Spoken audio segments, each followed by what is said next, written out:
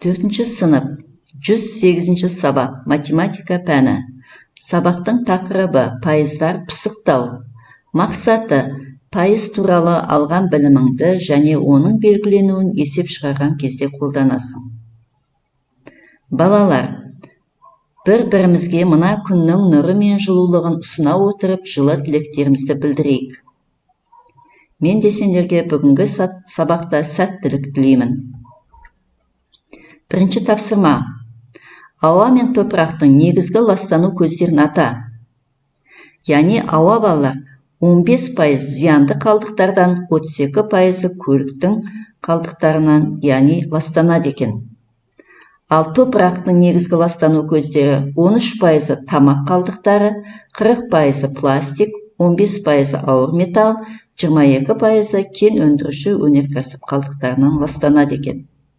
Осы мәліметті пайдалана отырып бағаналық диаграмма құрайық. Яғни мынандай бағаналық диаграмма құруға болады екен. Ал енді балалар, біз кеше пайыздарды өткенбіз. Бүгінгі сабақта біз оны пысықтаймыз.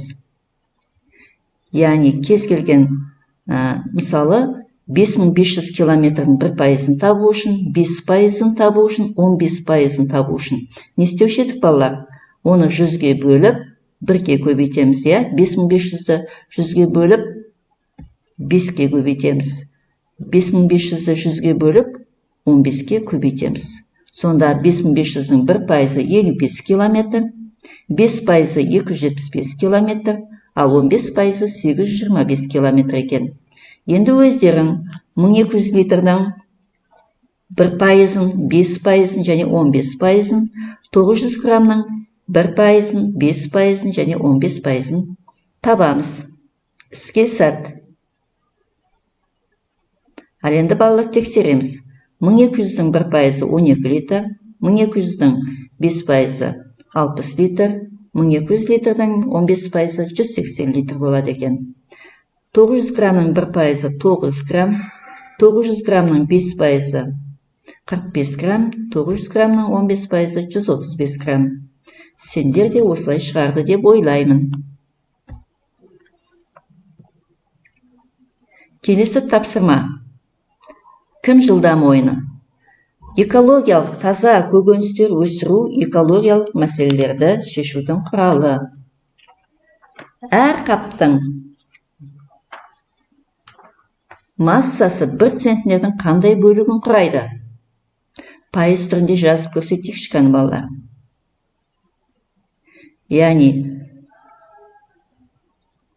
1 центнерде неше килограмм бар? 100 килограмм бар. Яғни картоптың 48 килограммы. Яғни қанша бөлігін құрайды және пайызы қанша? Пияз, сәбіз, бұрыш және жүгерінің, яғни әр қап 1 центнердің қандай бөлігін құрайды және пайыз түрінде жазып көрсетеміз. Ал енді тексереміз балалар. Жазып болсақ. Яғни 1 центнерде 100 килограмм бар, олай болса 100-де 48 бөлігін құрайды, ол 48%-ға тең екен. Пиязымыз 100-де 35 бөлігін құрайды екен. Ол 35%-ға тең. Сәбіз 100-дің 25%-ын құрайды екен.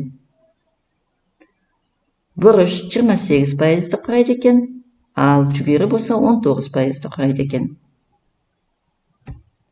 Тамаша балалар. Ендігі есебіміз не туралы болады екен балалар? Картоп туралы болады екен. Есепті оқимыз. Яғни математика күнделікті өмірде. Мамыр айында картоптың 1 килограммы 200 теңге болды. Маусым айында оның бағасы 30%-ға төмендепті. Мамыр мен маусым айларындағы баға бойынша 3 килограмм картоптың құнында қандай айырмашылық бар? Яғни біз бірінші маусым айында 30%-ға төмендесе, мына 30%-ық, яғни төмендеген бағаны табамыз. Ол үшін істейміз. 200-ді 100-ге бөліп, яғни 30-ға көбейтеміз. Сонда 2-ні 30-ға көбейтсек, 60 теңгеге арзандапты маусым айында. Ал енді 200 теңгені 60 теңгені алып, біз 140 теңге, яғни маусым айындағы жаңа баға 140 теңге екен. Енді мамыр мен маусым айларындағы баға бойынша 3 килограмм картоптың құнында қандай айырмашылық болады екен?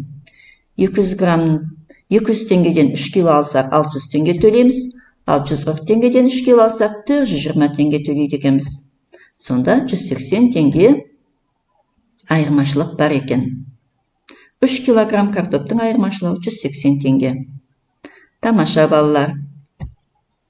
Логикалық тапсырма. Ұзындығы 4 метр тақтайды 1 метрден бөліктерге кесті. Бір бөлікке кесу үшін 5 минут уақыт керек екен. Қанша уақытта тақтайды кесіп болады? Ал жауабын айтамыз.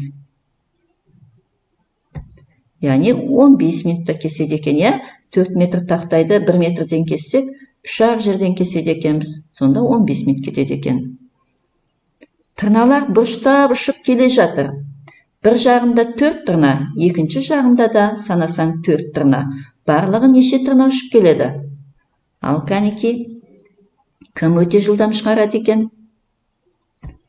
Яғни 7 тырна екен, алдындағы бір тырна, ол бастап келатқан тырна екі шетіне де қосылып болады екен, сондықтан да 7 тырна болады екен. Үшінші тапсырма. Спектакль қойылымында 4 бала қатысты. Бірінші бөлімде 3 бала, ал екінші бөлімде 2 бала ойнады. Сонда қалай? Өзі 4-ақ бала болса, біріншісінде 3 бала қатысып, екіншісінде 2 бала ойнаса, яғни 1 бала бірінші және екінші бөлімде де ойнайды. Жақсы бала, үйге тапсырма аламыз. 95-ші беттегі 10-шы есеп. Яғни пайыздарын табады екенбіз. Кері байланыс. Ал енді балалар, сендер бұрыннан пайызды білетінсіңдер, Бүгін жаңадан не білдіңдер? Ал енді келесі сабақта не белгілерің келеді? Міне соны жапсырманың артына жазып, яғни мына қызыл жолаққа жапсырамыз. Мен сол бойынша ендігі сабақта сомен жұмыс жасаймын. Сау болыңдар балалар.